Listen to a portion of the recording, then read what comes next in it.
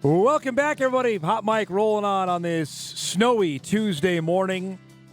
We featured it yesterday on our Best of the Weekend as the Minnesota high school football season wrapped up on Friday and Saturday at U.S. Bank Stadium. The 9-man championship game featured Fertile-Beltrami and Hills Beaver Creek. The Falcons have had some dynamite teams over the last handful of years. Heck, going back as far, I've been in Fargo since '06. They've been really good. Seems like almost every year. They finally got over the hump on Saturday.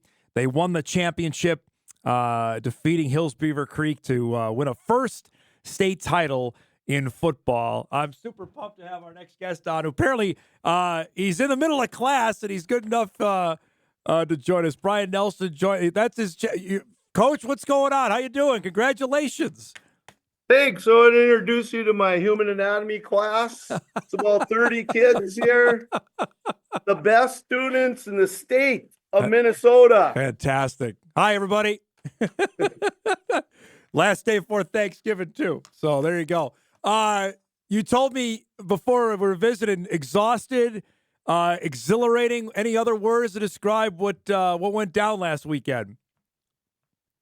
Very, very exciting. The whole community, it was unbelievable support for our players. We had a big crowd at the U.S. Bank Stadium, and it was that week the week before. And very, very proud of all the kids' efforts and the community support. Coach, you can stand up so we can see your butt. We can't.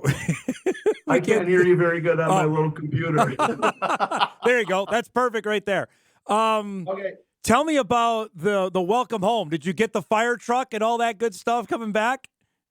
Yeah, fire trucks, ambulance, people lined the street. We had a big welcome home in our new gym with our new video scoreboard, a little presentation that went on for about an hour. It was just amazing. That's awesome.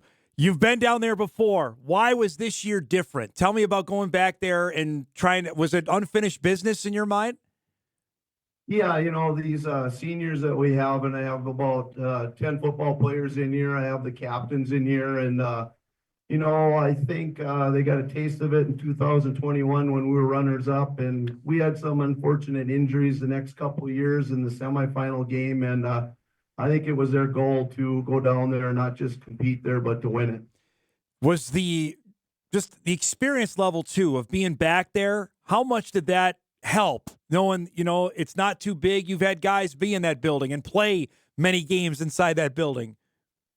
Yeah, it's been 4 years at the Fargo Dome, and then it's been 6 times at U.S. Bank. So I don't think they were kind of in awe of the big building or the lights or anything like that, and they just performed very, very well. It's scoreless at halftime. Tell me what the conversation was at the halftime locker room of the game. Well, they were ranked higher than us, and then they had the number 1 defense and 9-man player in the state of Minnesota. So we told the kids it was going to be more of a game. We're going to have to get 5 yards to carry or things like that. And, the kids went out there and played lights out defense the entire game. And, that's kind of what won it for us. You guys scored first and then got a fumble and scored again. How much did that change momentum, that fumble recovery, and then go right down and score? Yeah, that was huge. I think we intercepted him 3 times. We got a fumble recovery. We got up 14-0. They got one back pretty quickly, but our kids never panicked. They just get back to business and did their job and got another one in. And it was really great. We were able to get the seniors out and get our other group in there for a kneel down, and then so the fans could really cheer the seniors that came off the field. Tell me what that emotion was like, doing that one by one. Very, very emotional. I think there's a lot of tears, to tell you the truth, and it's hard to describe, but it was exciting, it was emotional, and just really proud of these guys. How about for you personally? Was the last 30 seconds, what was going through your mind?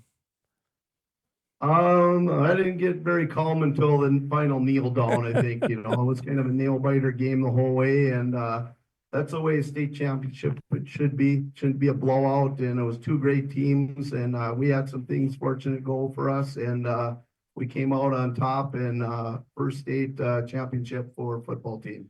So I know the guys will say they probably blacked out or whatever, like when the game was over. What about did you immediately go hug somebody? What was the first thing you did after the game was over? Yeah, my daughter came up and hugged me, and then was hug a lot of the senior players, Yeah. and yeah, very, very emotional. To have this, you've done this for a long time. What did the emotion to mean to you to bring home a first state championship to Fertile-Beltrami? It's been 30 years I've been head coach, and we've been close before in the 2000, like you said, 2006, Yeah. 2005, and just could never finish, and finally felt like a huge relief to finally get down there and finish off the season with a championship. All right, so over your left shoulder there, is that the state championship trophy I'm looking at? What do you got Yep, there? that's it. And behind me, I've got Easton Petrie, our starting quarterback captain. I got Isaiah Wright, our running back, and I think let me look. Oh, I got Caleb Sather. He's one of our linebackers. I got Jonah Harsid over on that shoulder. He's another running back, linebacker, and couldn't ask for a better bunch of senior leaders. Where's the trophy going to go? You have a spot? Is it picked out yet of where it's going to go in the school? Yeah, down in the Commons, we have a place for it to go, and yeah. Is there Got a couple of helmets signed by all the players, and they'll be up for auction if you're interested at our booster club one night. Is there a sign coming? That's what everybody always asks, right? Is there a sign coming to the city when you drive in? I got to have that, right? Yeah, I think that's in the plans right now too. I know everybody talks, and we had Isaiah on the show last spring, just about a phenomenal player he is. Just what does that do for defenses, knowing they're trying to stop him, but you've got so many other weapons out there? Yeah, sometimes we use them as a decoy too, and that breaks open other things as well. And they're both pretty dynamic in the passing game too. We got Isaiah, Jonah. We got a couple real tall tight ends. We got a very dynamic receiver in Briar Strem, and we got a lot of weapons, and all of them will give credit though to that front five up front, that five offensive linemen. They just did an incredible job all season long. Does this, in your opinion, would it help now with football numbers going forward that you've won it? I know you guys are always talented. You always have really good teams, but to win it, do you think that will get more kids to come out and want to play football, in your opinion? Yeah, hopefully that'll be the case. I know we have a very small freshman group coming in this year. Class is a little bit smaller. So we might be at the apex of the numbers of participants. We had a ton this year. But you never know. That might be the incentive for some other kids to come out. You and I have talked frequently about the strength of Northwest Minnesota football. How much does that mean to you to represent for this side of the state, this part of the state, and to do it on the biggest stage?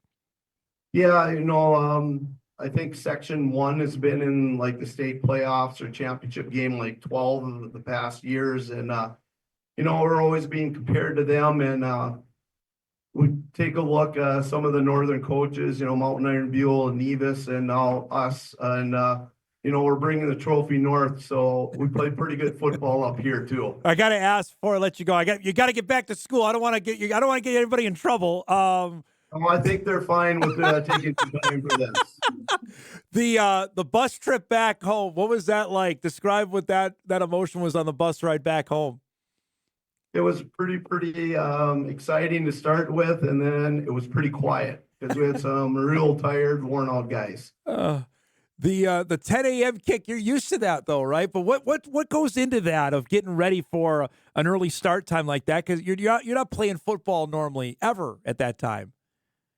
No, we over the past few years, we've practiced in the mornings getting ready for that game. And I think we only had one practice in the morning at 6:30, but that's the time we got them up when in the hotel to get up and around and get a little bit of breakfast and get down there and get going. You were telling me off air before we go here that it was right back to work. You got guys that play for you that either wrestle or playing basketball. How many they had no break? They were going right to their next sport yesterday.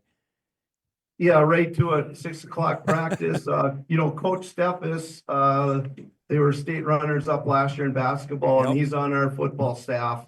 We've been together for about 30 years, so need to accommodate in our small school, girls practice and boys practice and junior high practice. So they went at 6 o'clock, and I think every single one of them was there.